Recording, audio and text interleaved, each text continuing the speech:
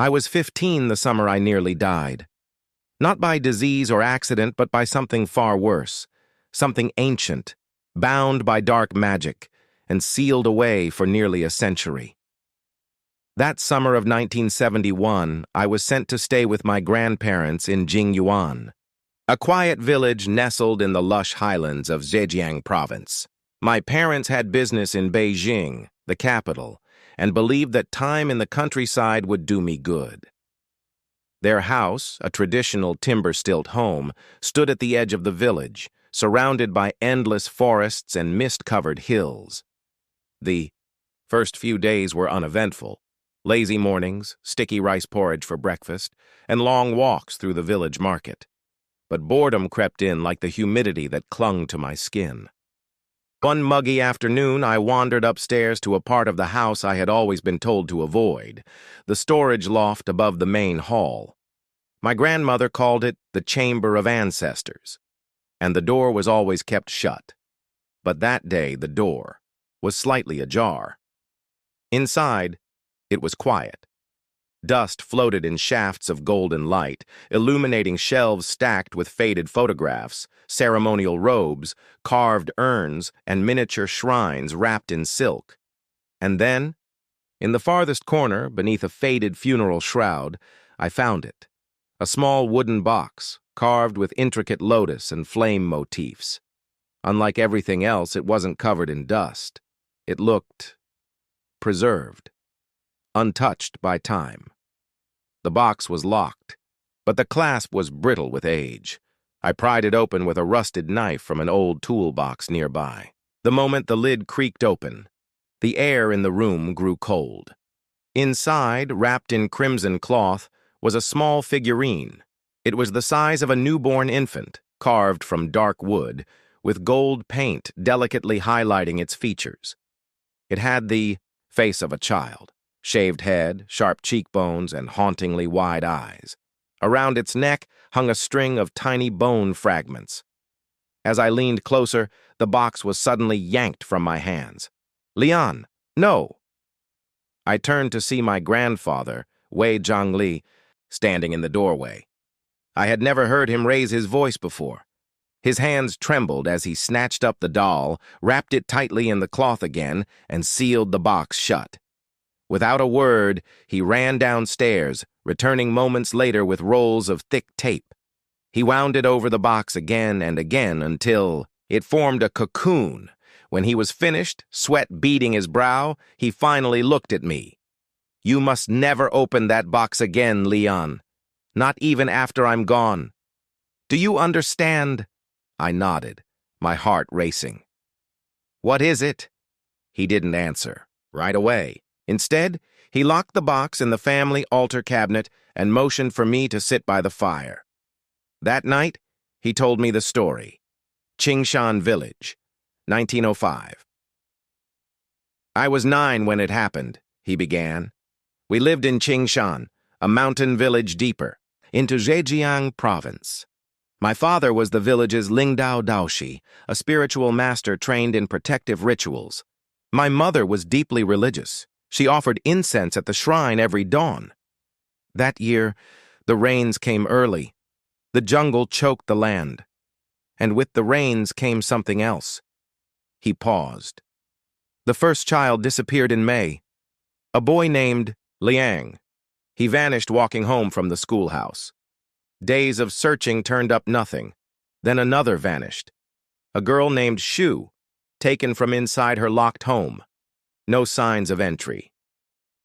By the time the third was taken, the whispers began of a spirit child. I had heard such legends before, ghostly children created through forbidden rituals. In some tellings, they brought good fortune if revered. But if neglected or angered, they grew hungry, violent, possessive. My father's old master, one of the last ritual necromancers, had created such a being long ago," Zhangli continued. "It was crafted from the preserved remains of a stillborn child, anointed with oils and ashes beneath a waning moon. For decades it served as a spirit guardian. But when its keeper died, no one reclaimed the entity, fearing it could not move on They sealed it in a hidden chamber beneath the village temple. But one night in 1899, lightning struck the temple. It burned to the ground. The monks vanished without a trace, and the spirit was never recovered. My father believed it had returned, Zhang Li said. He felt it in the air, like a shadow pressed against your soul. He drew talismans on our doorframes and burned fragrant herbs daily. But the disappearances continued. By midsummer, 6 children were gone. Then, just as quickly as it began, it stopped. No one knew why, he whispered. Some said a wandering priest had banished it. Others believed the spirit had completed some dark purpose. Life crept back toward normal. But something lingered, an unease that never left. Then one day, Zhang Li's father was summoned by a desperate family. Their young daughter had fallen into silence. Their home plagued by unexplained noises, toys moving on their own, and crimson footprints across the floor. Under a loose floorboard in her room, they found a makeshift shrine, crudely built. At its center sat the same wooden doll. The one you touched, Zhang Li said. The one in the box. But it didn't end there. A week later, he saw it himself. I awoke to the sound of water dripping. I followed the sound to the hallway and saw muddy footprints, small ones, leading to my room. At the foot of his bed stood a child, its eyes black as pitch, its grin too wide. It whispered, "You forgot me." Zhang Li ran to his father, who simply said, "It has chosen you now." Together they walked into the forest, deep into the hills where no path led. There at the ruins of the old temple they performed the sealing rite. He bound it to its vessel, placed it in the box, covered it in cloth, then sealed it with the blood of a rooster and chanted the ancient verses. That was the last time he spoke of it. But the duty of watching the box passed to him. "And now," he said, voice low, "it knows you've seen it." Now I thought the nightmare ended there. For months, nothing happened. I returned to where I lived, buried myself in school, and tried to forget. But the dreams began. At first, they were just faint whispers. Then, muddied footprints, the sound of bells rattling in the dark. Last month, I woke up to find a small charm on my desk, one I had never seen before, etched with the same sigils that adorned the box. That same day, I returned to Jingyuan.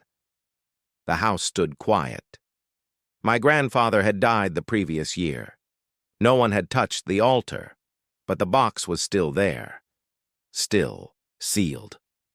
I redrew the warding marks, burned sandalwood and pine resin, recited the chants Zhang Li had taught me, and I wait, because I know the spirit child is patient. It doesn't forget. It doesn't forgive. It only waits for the seal to weaken and for its new keeper to fail.